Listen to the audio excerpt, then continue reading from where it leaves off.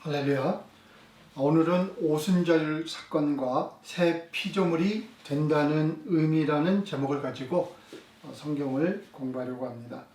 오늘 본문은 갈라디아서 6장 15절인데 기록되기를 할례나 무할례가 아무것도 아니로되 오직 새로 지으심을 받은 자 뿐이니라.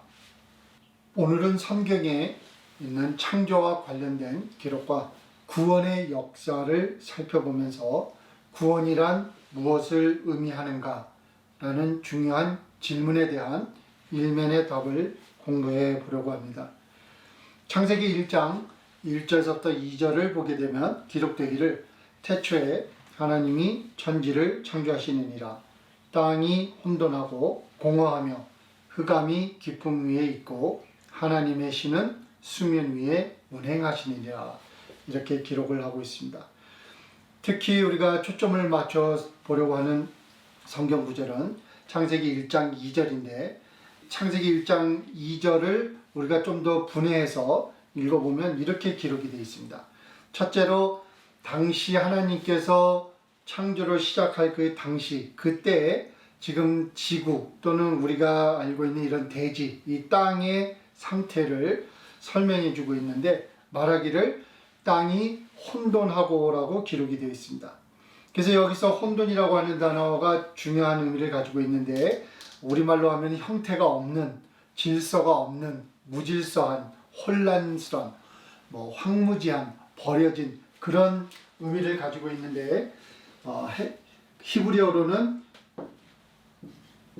좀 찾아보기 힘든 단어인데 토후라는 의미를 가지고 있습니다. 그래서 이 토후라는 단어를 한글 성경에서는 혼돈이라는 글로 번역을 했습니다. 그래서 아직 그 사람의 손이 가지 않은 하나님의 손이 가지 않은 상태에서 그냥 버려져 있는 황폐한 그런 상태를 설명을 하고 있습니다. 두 번째로는 당시 상황이 공허하며 이렇게 기록을 하고 있는데 영어로 정확한 번역은 empty, 즉 비어있다 이런 뜻인데 아무것도 없는 무의 상태를 말하는 것이 아니라 땅이 있기는 있는데 그 있는 땅에 아직 아무것도 없다는 것을 의미하고 있습니다. 그래서 식물도 없고 나무도 없고 벌레도 없고 나는 새도 없고 사람도 없는 그냥 비어있는 공간이라는 것이에요. 그 다음에 그 당시 상황을 말하기를 흑암이 깊음 위에 있고 빛도 없고 아무것도 생명이 존재할 수 없는 흑암에 있다는 것이에요. 옳고 그름도 없고 위아래도 구분할 수 없고 아주 어둠 속에 묻혀 있다고 기록을 하면서 1장 2절은 계속해서 말하기를 하나님의 신은 수면 위에 운행하고 이렇게 기록이 되어 있는데 여기 수면 위에 있다는 말은 그 땅이 지금 물에 잠겨 있는 상태를 말하고 있습니다. 그래서 하나님께서 창조를 시작하실 당시의 그 땅의 상태는 혼돈하고 공허하며 흑암이 깊음 위에 있고 땅이 물에 잠겨 있었던 상태를 보여주고 있고 두 번째로는 그런 그 아무도 손대지 않은 그 혼란스러운 생명체도 없는 그 공허한 그 땅에 하나님께서 이제 창조의 그 사역을 시작을 하시는데 어떻게 설명하고 있는가 하면 하나님의 신은 그래서 하나님의 영을 말해요.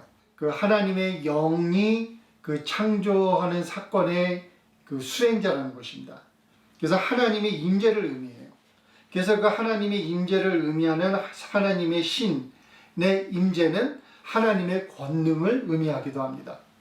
그래서 하나님의 신이 있는 곳에는 하나님이 계신 것이고 하나님의 신이 있는 곳에는 하나님의 권능이 있는 거예요. 물질의 세계건 사람의 세상이건 무엇이건 모든 것을 다 관리하시고 창조하시고 없애시고 심판하실 수 있는 그런 모든 최고의 권한을 가지고 있는 하나님의 권능을 상징한다고 우리가 말을 할 수가 있습니다. 그 다음에 그 하나님의 신이 물 위에 운행하셨다 이랬는데 그 운행이라고 하는 말은 우리말로 좀 더 쉽게 풀이를 하면 맴돌다, 떠돌다 이런 말을 하고 있는 것입니다. 그래서 당시 하나님께서 지금 창세기 1장 2절에서 말하는 창조는 아무것도 없는 무에서 유를 창조해내는 그런 창조가 아니라 지금 창세기 1장 2절에서는 지금 땅이 있어요. 그런데 그 땅이 지금 하나님께서 손을 대지 않으셨기 때문에 사람이 살 수 없는 곳이고 아무 생명체가 존재할 수 없는 곳이기 때문에 그 황폐한 그런 혼동된 그런 공허한 그런 어둠 속에 그 상황을 하나님께서 원하시는 대로 다듬고 소위 말하는 손질하는 정돈하는 그런 차원의 그 창조를 지금 창세기 1장 2절은 우리에게 말을 해주고 있습니다. 그래서 여기에서 저희가 좀 집중하고 싶은 포인트는 그 하나님의 영이 그 임재하셨을 때 그 나타나는 그 현상을 창세기 저자는 어떻게 설명을 했는가 하면은 그 하나님의 영이 물 위에 창조할 대상의 그 위에서 떠돌면서 그 상황을 직시하고 있었다. 이렇게 지금 설명하고 있다고 우리가 말을 할 수가 있겠습니다. 그래서 구약에서는 하나님께서 임재하시는 그 상황을 뭐 바람이 분다 또는 천둥이 치고 번개가 치고 또는 한 구름이 떠도는 것으로도 묘사를 하기도 합니다. 그래서 사람을 창조하는 사건을 기록하고 있는 창세기 1장 26절에서부터 1장 30절을 제외한 나머지 그 1장 1절에서부터 2장 3절은 자연의 창조를 묘사하고 있어요. 그래서 그 창조에는 두 가지 의미가 있는데 하나는 무에서 유를 만들어내는 그런 창조가 있고 또 하나는 있는 것들을 하나님께서 원하시는데도 다듬고 계획하고 설계하시는 그래서 질서를 잡는 그런 차원의 창조가 있다는 것을 우리가 알 수가 있습니다. 그러고 나서 나머지 창세기 2장 4절서부터 구약의 마지막 책인 말라기서까지는 하나님을 늘 떠나고 배신하는 인류와 그 인류를 심판하시는 하나님과 인류를 구원하려는 하나님과의 관계를 기록하고 있습니다. 그러니까 구약 전체가 구원의 역사에 관한 글이라고 우리가 말을 할 수가 있는 것입니다. 구원이 그만큼 중요한 관건이라는 것이에요. 하나님의 관심사라는 것이에요. 그래서 우리가 생각을 해야 할 것은 그러면 하나님은 왜 인류를 구원하시려고 그토록 노력을 하셨는지 그 이유를 우리가 오늘 확인을 해 보려고 합니다. 그래서 하나님께서 왜 이 사람들을 그냥 버려두시고 심판하시고 없애버리고 그냥 잊어버리시지 못하시고 항상 그 사람들을 구원하시려고 그토록 노력을 하셨는가를 우리가 알려면 그 창세기 1장에 기록되어 있는 하나님의 형상이라는 그 단어에 담겨 있는 그 개념을 우리가 이해를 할 때 그 질문에 대한 답을 찾을 수 있다고 생각을 합니다. 그래서 창세기 1장 26절에서부터 27절을 보게 되면 기록되기를 하나님이 가라사대 우리의 형상을 따라 우리의 모양대로 우리가 사람을 만들고 그로 바다의 고기와 공중의 새와 육축과 온 땅과 땅에 기는 모든 것을 다스리게 하자 하시고 27절 하나님이 자기 형상 곧 하나님의 형상대로 사람을 창조하시되 남자와 여자를 창조하시고 이렇게 기록하고 있습니다. 그래서 특이한 그 단어는 우리 인간은 하나님의 형상대로 지음을 받았다라고 하는 그 문구가 우리에게 중요한 문구라는 것을 우리가 알아야 되겠는데 성경을 보게 되면 하나님의 형상을 따라서 사람이 지음을 받았다라는 말은 아담이 그리고 아담의 자손은 하나님의 자녀로 지음을 받았다는 것을 의미한다고 성경은 우리에게 말을 해주고 있는 것이에요. 그 사실을 잡아내는 게 중요해요.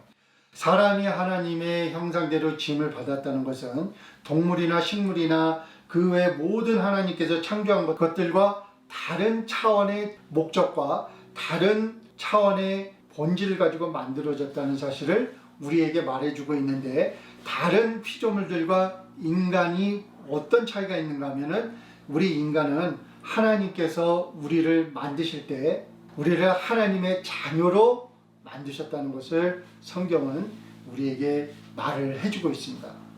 그래서 창세기 5장 1절부터 3절을 보게 되면 이런 기록이 기록되어 있어요. 아담 자손의 계보라. 그러니까 아담 이후에 이제 그 족보를 묘사하고 있는데 말하기를 하나님이 사람을 창조하실 때에 하나님의 형상대로 지으시되 남자와 여자를 창조하셨고 그들이 창조되던 날에 하나님이 그들에게 복을 주시고 그들의 이름을 사람이라 일컬었더라. 3절 중요합니다. 아담이 130세에 자기 모양 곧 자기 형상과 같은 아들을 낳아 이름을 셋이라 하였고 이렇게 기록하고 있습니다. 여기에서 기록되어 있는 단어와 문구는 인간의 창조를 기록하고 있는 창세기 1장 26절 27절에서 사용된 단어와 문구와 똑같은 말을 쓰고 있는 것이에요. 그래서 당시 사람들은 지금 우리 현대인들과 다르게 친자, 부모와 자녀의 관계를 DNA라든지 유전자를 통해서 확인하는 게 아니라 그 아버지와 자녀의 관계라는 것을 묘사할 때 어떤 단어로 그 표현을 했는가 하면은 자기의 형상과 같은 아들을 낳았다 이렇게 묘사를 하고 있는 것이에요. 그래서 창세기 1장 26절에서부터 27절에 하나님께서 사람을 하나님의 형상대로 지었다라고 하는 말은 바로 하나님께서 사람을 지으시되 그 지은 사람은 하나님의 아들로 지으셨다는 것을 말해주고 있다는 사실을 우리가 확인하는 것이 너무너무 중요하다고 생각을 합니다. 그래서 누가복음 3장 38절에서도 이것을 확인해주고 있는데 말하기를 지금 그 예수님의 부친인 요셉의 족보를 이제 기록을 하고 있는 그 부분이에요. 그래서 누가복음 3장 21절서부터인가 23절서부터 이제 예수님이 아담과 어떤 관계를 갖고 있는가를 그 쭉 족보를 그 기록을 하고 있는데 38절에 보면 이렇게 기록이 되어 있어요.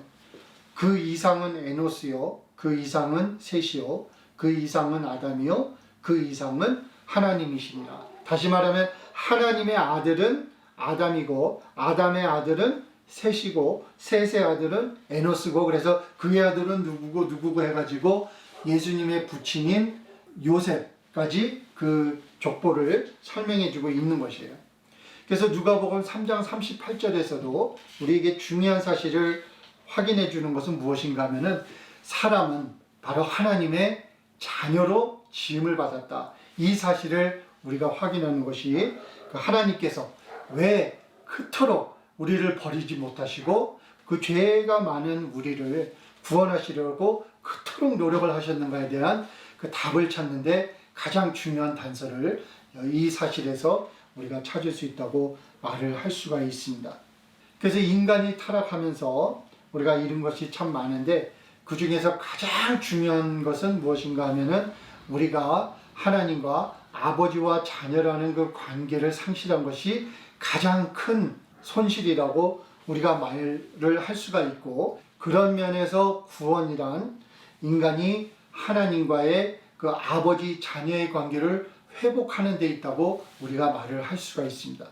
그래서 구원이란 무엇입니까? 라는 질문에 우리가 여러 각도에서 말을 할 수 있지만 우리가 가장 그 질문에 중요한 답은 바로 우리가 하나님과 아버지와 자녀의 관계를 회복하는 것이다 라고 하는 그 사실을 우리가 정리하는 것이 이 구원의 역사를 이해하고 성경을 이해하는데 가장 기본이 되어야 하는 지식이라고 본인은 생각을 합니다. 그래서 누가복음 15장 11절 이하에 돌아온 탕자의 비유가 기록이 되어 있는데 그 스토리를 읽으면 하나님께서 그 잃어버린 우리 인류를 하나님의 자녀로 품으시는 되찾는 그 관계가 회복된 그 사실을 얼마나 하나님께서 기다리셨고 그 관계가 회복된 그 사실에 하나님께서 얼마나 기뻐하시는가를 우리가 그 스토리를 통해서 알 수가 있다고 본인은 생각을 합니다. 그래서 우리가 구약과 신약을 공부할 때 우리가 잊지 말아야 되는 하나의 중요한 그 테마가 있어요. 그래서 성경을 보게 되면은 창세기 1장서부터 계시록 21장인가 22절 그 마지막까지 그 스토리가 전개되는 과정에서 잠시 있다 없어지는 사람이나 잠시 있다 없어지는 사건들이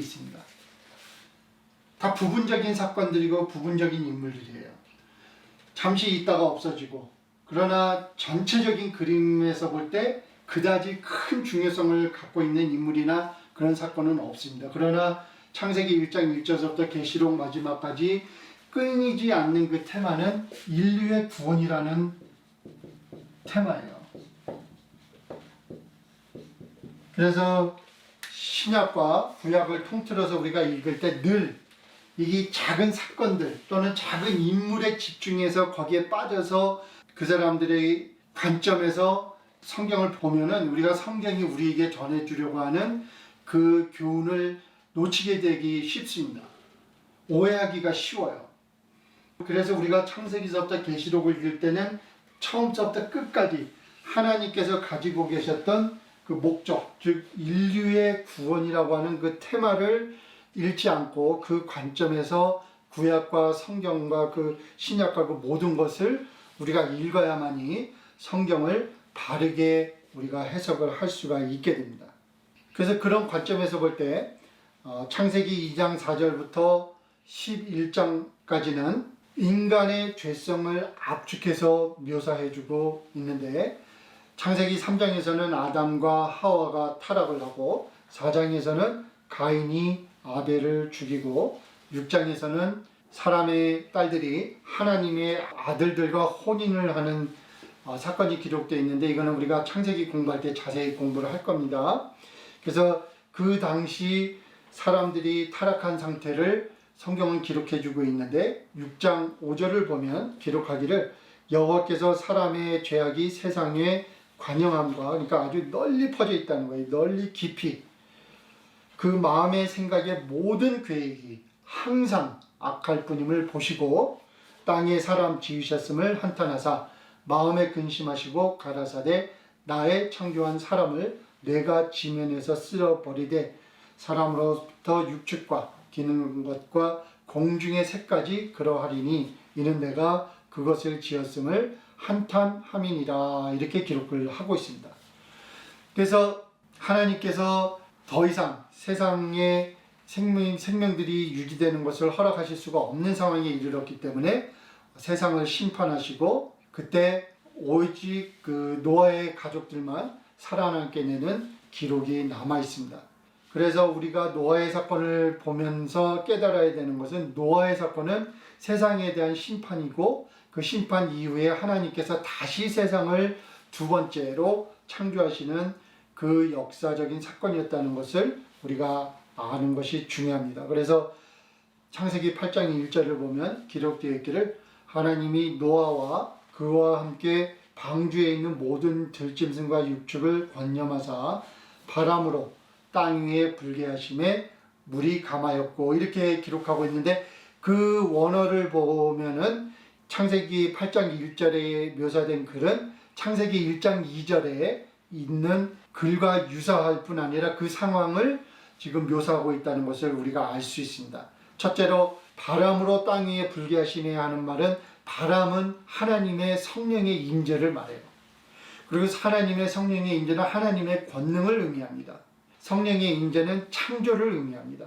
그래서 그때도 물이 땅을 덮었어요. 창세기 1장 2절에서 그때 당시의 상황을 설명하는 것과 똑같은 상황이었다는 것이에요. 그래서 창조의 일면인 그 물과 땅을 구분짓는 그 사건이 일어났다는 것이에요. 그 사건이 그냥 바람으로 일어났다고 읽으시면 안 돼요. 그것은 하나님의 영, 하나님의 권능, 하나님의 창조의 그 목적, 그 사건을 통해서 물과 땅이 구분된 사건을 우리가 이해를 하는 것이 중요합니다. 그래서 8장 16절부터 17절에 읽어보면, 너는 내 아내와 내 아들들과 내 자부들로 더불어 방주에서 나오고 너와 함께한 모든 혈육 있는 생물 곧 새와 육축과 땅에 기는 모든 것을 다 이끌어내라. 이것들이 땅에서 생육하고 땅에서 번성하리라 하시네. 이렇게 했는데, 여기서 사용된 생육하고 번성하라고 하는 말은 창세기 1장 28절에 하나님께서 아담에게 생육하고 번성하라고 하는 말과 똑같은 말이에요. 그래서 노아의 사건은 세상에 대한 하나님의 심판, 그리고 그 뒤를 따르는 하나님의 새로운 창조의 역사라는 것을 우리가 아는 것이 중요합니다.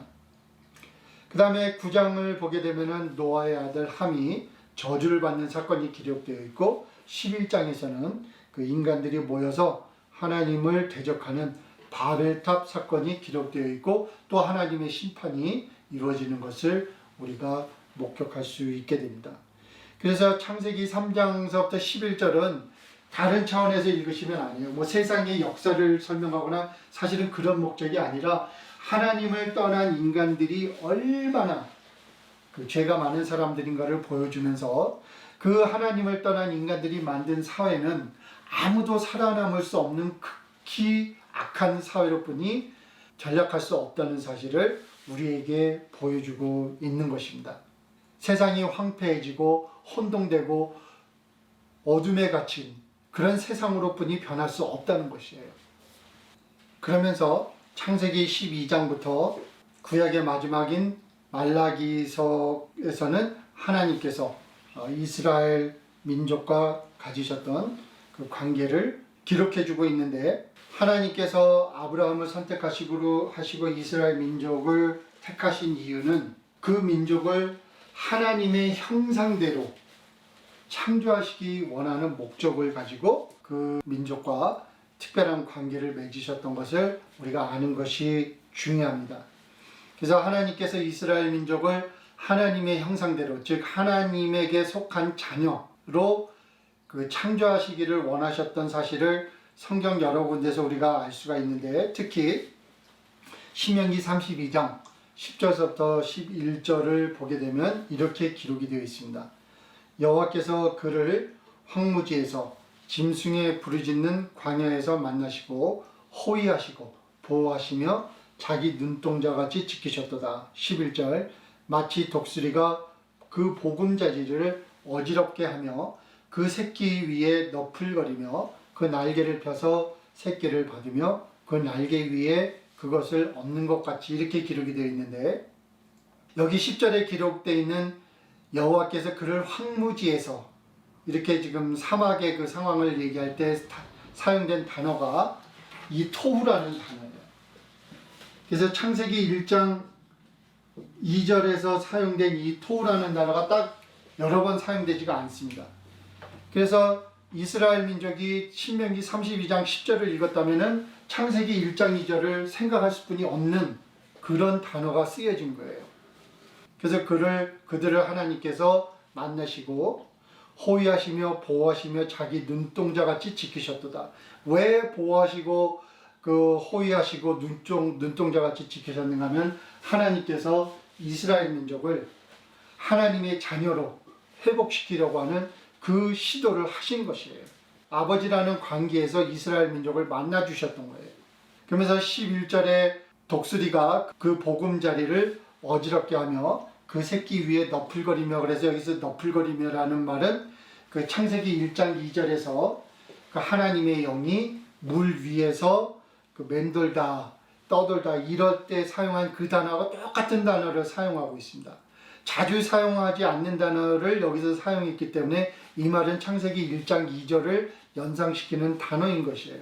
그래서 다시 말하면 이스라엘 민족을 하나님께서 하나님의 형상대로 창조하시기 위해서 하나님의 영이 그들과 함께 임재한, 하나님의 권능이 그들과 함께한, 그래서 하나님의 자녀로 그들을 창조하기 위해 원하셨던 하나님의 목적을 이 성경 구절에서는 우리에게 보여주고 있다는 사실을 확인할 수가 있습니다.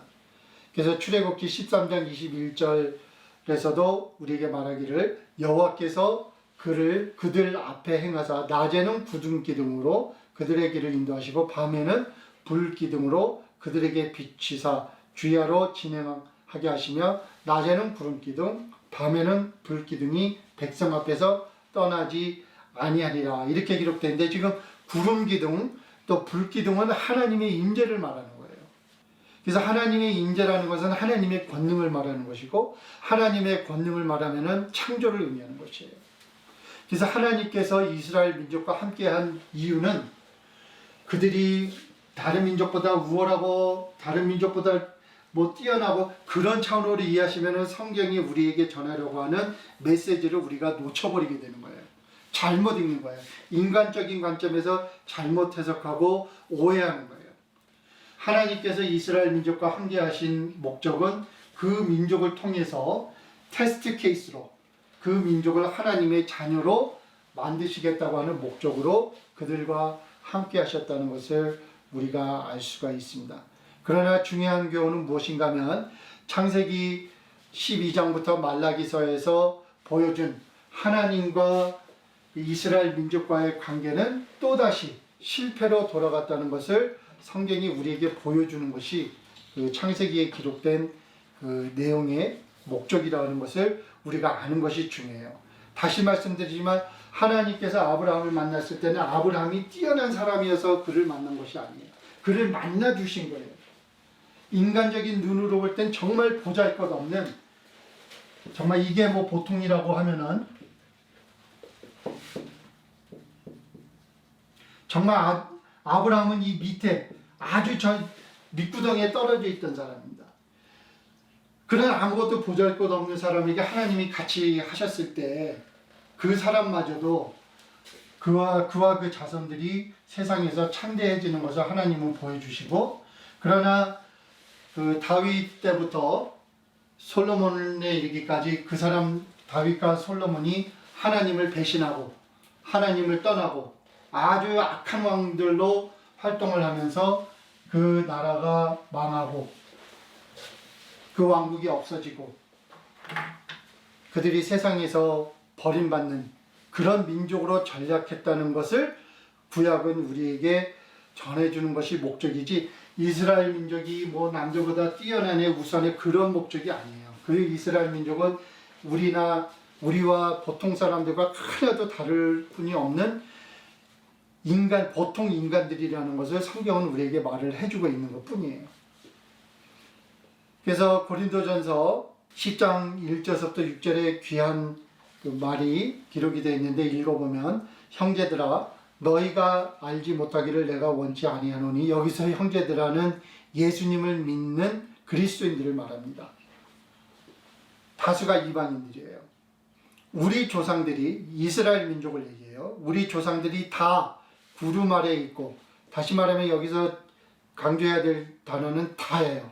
이스라엘 민족이 다 하나님의 구름 아래에 있고, 즉 하나님의 권능 아래에 있었다는 것이에요. 하나님의 보호를 받았다는 것이에요. 다 구름 아래에 있고 바다 가운데로 지나며 모세에게 속하여 다 구름과 바다에서 세례를 받고, 또다시 다예요.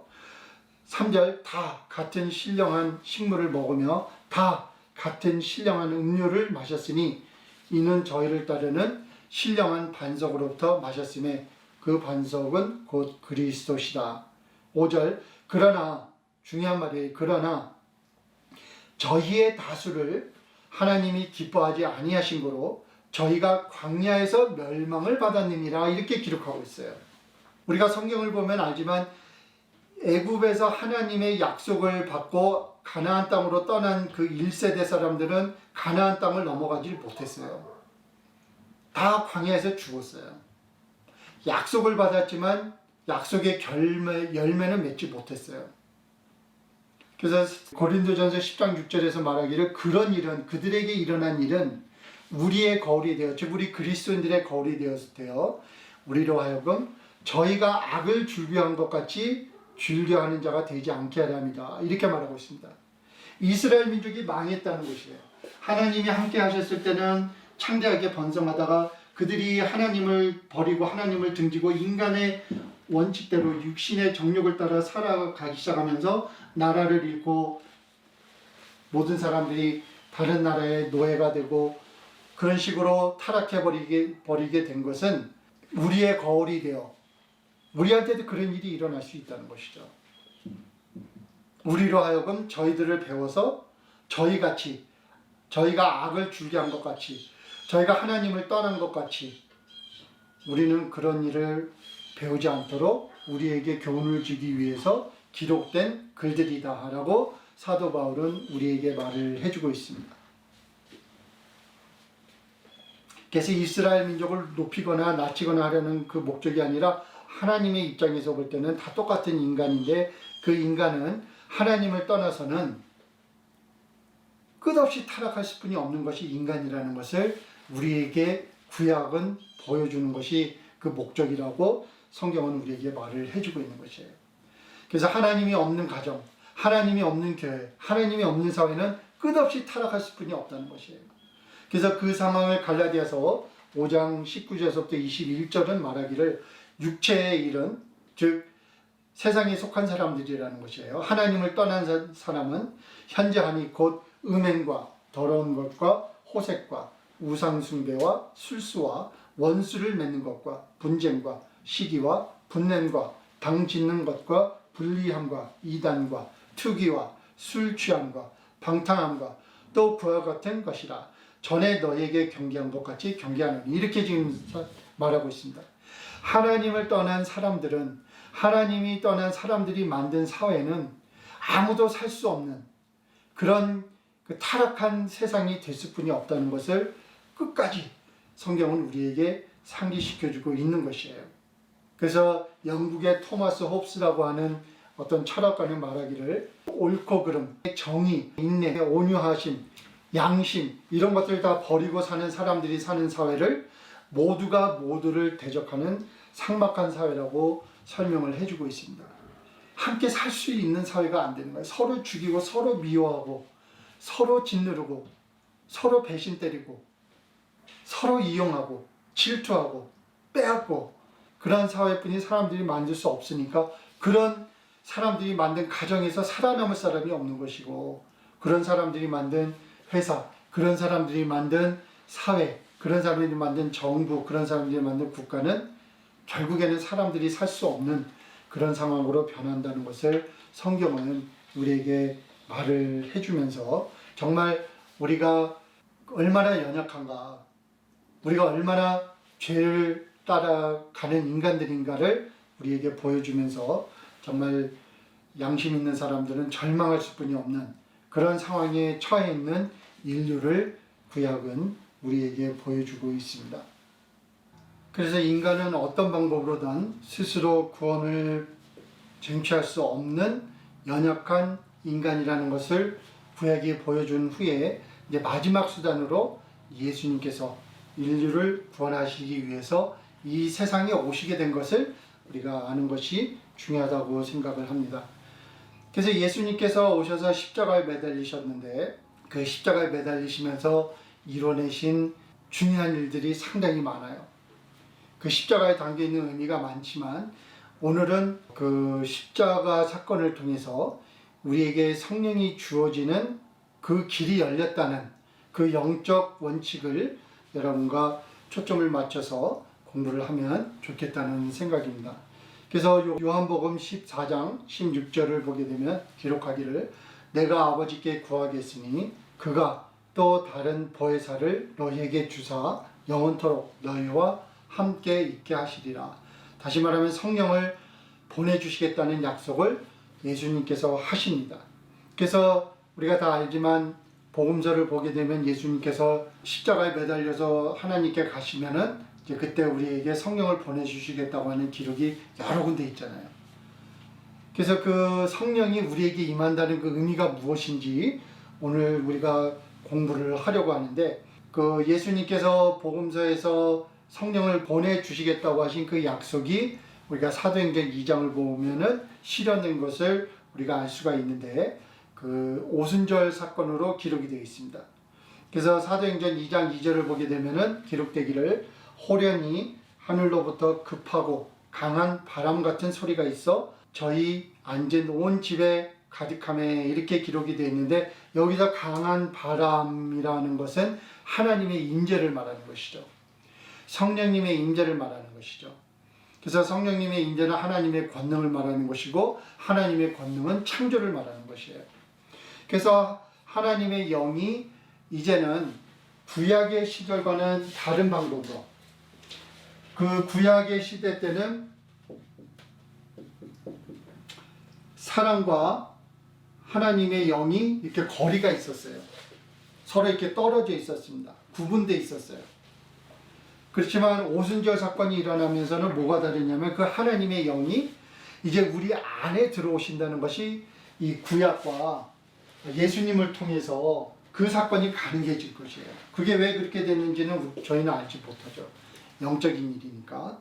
그렇지만 예수님께서 십자가에 매달리시고 그리고 하나님에게 돌아가셔야만이 그 하나님의 영, 하나님의 권능을 말하고 하나님의 사람으로 우리를 만들어갈 수 있는 그 창조의 권능을 가지고 계신 그 하나님의 영이 우리 안에 이제 내게 하시는 그 사건이 예수님의 그 십자가 사건으로 가능해졌다는 것이에요. 그래서 오순절 때 다락방에 모여있던 그리스도인들에게 성령님께서 임한 사건은 바로 하나님의 임재를 말하고 그 하나님의 권능이 우리 안에 들어온 것을 말하고 그 하나님의 그 권능은 우리를 하나님의 형상을 닮은 사람으로 창조하시겠다고 하는 하나님의 그 목적을 의미하는 것이에요. 그래서 오순절 사건은 두 가지를 의미하는데 사도행전 2장 17절을 보게 되면 요에서 2장 28절 이하를 인용을 해서 기록하기를 하나님이 가라사대 말세 내가 내 영으로 모든 육체에게 부어주리니 너희의 자녀들은 예언할 것이요 너희의 젊은이들은 환상을 보고 너희의 노인들은 꿈을 꾸리라 뭐 이렇게 설명을 하고 있는데 여기서 포인트는 뭐냐면 성령님께서 사람들 안에 임재하는 사건이 일어나는 그 사건은 바로 말세가 다가왔음을 말하는 징조다라고 지금 말을 해주고 있어요. 근데 오늘은 그거보다 더 중요한 부분에 우리가 초점을 맞추자고 하는데 성령님께서 사람들에게 임하셨다는 것은 무엇을 의미하는가 하면 결국 사람이 하나님과 아버지 자녀와의 관계가 회복된 사실을 확인해 주는 사건이라는 것을 우리가 아는 것이 중요하다고 본인은 생각을 합니다. 다시 말씀드리면 그 오순절 때 하나님의 영이 사람 안에 임하셨다는 말은 바로 이제는 우리가 하나님과 우리와의 관계가 이제 아버지 자녀의 관계로 회복됐다는 것을 의미한다는 것이에요. 그래서 요한 1서 3장 1절부터 2절에도 기록되기를 보라 아버지께서 어떠한 사랑을 우리에게 주사 하나님의 자녀라 일컬음을 얻게 하셨고 우리가 그러하도다. 그러므로 세상이 우리를 알지 못함은 그를 알지 못함이니라. 2절 사랑하는 자들아 우리가 지금은 하나님의 자녀라 이렇게 기록하고 있어요. 우리가 하나님의 뭐예요? 자녀라 이렇게 기록하고 있는 거예요.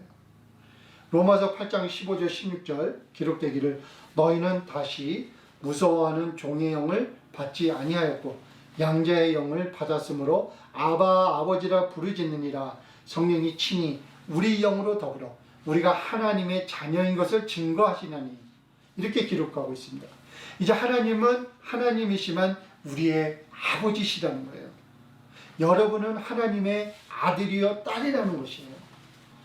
요한복음서 2장 17절 예수께서 마리아에게 이르시되 나를 만지지 말라 내가 아직 아버지께로 올라가지 못하였노라.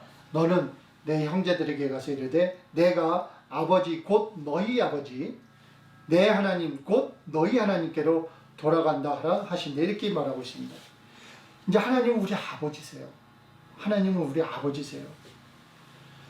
그래서 사도 바울께서 갈라디아서를 통해서 그 율법을 버리라고 하는 이유를 이제는 더 깊이 아셔야 돼요. 왜냐면 율법은 조건부예요. 조건부적인 그 법칙을 가지고 있습니다. 너희들이 이것을 지키면 내가 이렇게 해주겠고 너희들이 이걸 안 지키면 천벌이 이르라고 저주를 받고 이런 식으로 A 아니면 B, B를 하면은 C 이런 식의 어떤 조건부적인 관계를 가지고 하나님께서 이스라엘 민족을 만나셨다는 것을 우리에게 말을 해주고 있는데 이제는 예수님께서 십자가에 못 박히시면서 그 시대가 지나갔다는 거예요. 이제 하나님은 우리 아버지세요.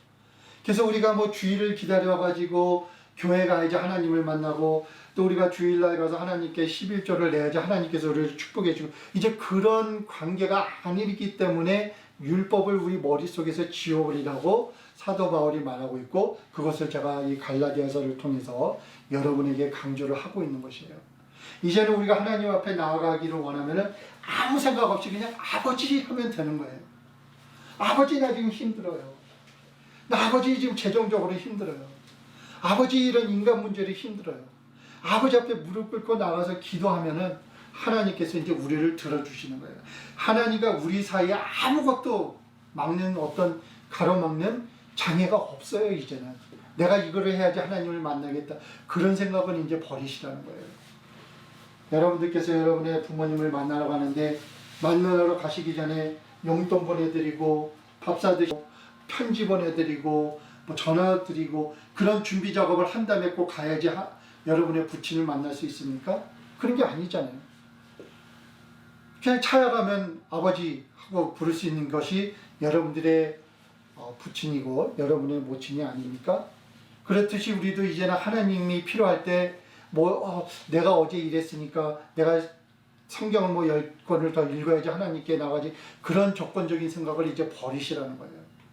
이제는 우리는 하나님의 자녀가 됐습니다. 그래서 오늘 본문은 말하기를 할례나 무할례가 아무것도 아니로되, 즉 종교적인 풍습이나 관행은 더 이상 아무런 중요성이 없다는 거예요. 오직 새로 지으심을 받은 자뿐이니라. 이 말은 뭐냐면 우리가 이제는 하나님의 형상을 닮은, 즉 하나님의 아들, 하나님의 딸이 됐다는 것을 지금 밝혀주고 있는 거예요. 그 사실이 너무너무 중요하다는 거예요. 그 사실만이 지금 중요하다고 말을 하고 있는 거예요. 그 나머지 아무것도 중요한 것이 없다는 것이에요. 하나님께서 창세기 1장 1절부터 계획하셨던 그 계획이 이제 달성이 됐다는 것이에요. 그래서 우리가 하나님의 자녀가 됐다는 이 사실을 알아야만이 우리가 갈라디아서 5장과 6장에서 말하는 성령의 열매, 성령의 삶, 성령에 이끌려 사는 생활, 뭐 이런 말들의 의미를 바르게 이해할 수가 있게 되는 것입니다. 그래서 갈라디아서 5장 6절에서는 계속 말하고 있어요. 성령에 따라 사는 사람, 성령으로 사는 삶, 그리스도의 법을 쟁취하는 삶, 성령의 열매를 맺는 삶, 뭐 이런 말들이 많아요. 그래서 우리가 그 성령에 대해서 우리가 바르게 알아야 되는데, 성령은 뭐 우리를 돈을 주고 부잣집 뭐 집을 10채를 만들어주고 좋은 차를 타고 좋은 직장을 갖고 그런 것들을 해주기 위해서 우리에게 부음을 받은 분이 아니세요. 성령이 우리에게 임했다는 것은 우리가 하나님과 우리와 그 훼손됐던 아버지 자녀와의 관계가 회복된 것을 의미를 하고, 그 회복된 관계 속에서 하나님께서 이 모든 세상을 주관하시는 하나님의 그 권능이 이제 우리 안에 들어와 있다는 것을 말하고, 이제 그 권능이 우리를 세상을 향해서 잘 살아가는 사람을 만드는 게 아니라 하나님의 자녀로서 하나님의 자녀답게 올바른 행실을 하며 살아가는 사람으로 우리가 지음을 받는, 새롭게 창조되는 거듭난 삶을 살아갈 수 있는 그 능력을 우리에게 주시는 그 힘이 우리 안에 있다는 것을 의미하는 것이에요. 절대 하나님께서 물론 물질적인 축복도 해주시겠지만 그것이 목적이 아니에요. 거기다 초점을 맞추면은 우리가 이 구원의 역사의 그 목적과 그 의도, 그 의미를 우리가 다 상실하게 돼요. 잠시 있다 없어질 세상에 살면서 누릴 수 있는 좋은 집, 좋은 차, 돈, 직장 이런 것들을 지금 의미하는 게 아니에요. 더 중요한 하나님의 자녀로서의 그 신분을 회복했다는 것을 의미를 하고, 하나님의 자녀로서 이 세상에 어떤 목적을 가지고 살 것인가, 어떤 가치관을 가지고 살 것인가, 사람들과 어떤 관계를 만들어가면서 살 것인가, 이런 것들을 우리를 하여금 고민하게 하시고, 우리가 하나님의 영이 없을 때 할 수 없었던 일들을 할 수 있게끔 해주시는 하나님의 영이 우리에게 임했다는 사실을 오늘 성경은 우리에게 말을 해주고 있습니다. 그래서 구원을 받는 것이란 무엇인가 라고 하는 말에 여러 가지 답이 있지만 그 중에서 가장 중요한 답은 바로 우리가 하나님의 자녀가 됐다는 것이에요. 그것을 성경은 우리에게 말을 해주고 있는데, 그것은 바로 성령님께서 우리에게 임재하셨다는 그 사실로 확인되고, 성령님께서 우리 안에 임재하셨다는 것은 하나님의 권능이 우리 안에 임재했다는 것이고, 그 하나님의 권능은 우리로 하여금 돈 만들어주고 좋은 직장 갖고 좋은 집에서 살고 그런 것이 아니라 우리로 하여금 하나님의 형상을 닮은 자녀로서 살아갈 수 있는 그 능력을 우리에게 주시는 그 사건이 이제 일어났다라고 우리에게 가르쳐 주고 있습니다. 그래서 다음 시간에는 하나님의 자녀로서 이 세상에 어떻게 살아가야 될 것인가, 성령에 이끌려 사는 삶, 성령의 열매를 맺는 삶이란 무엇인가, 이런 주제를 한번 공부하도록 하겠습니다. 감사합니다.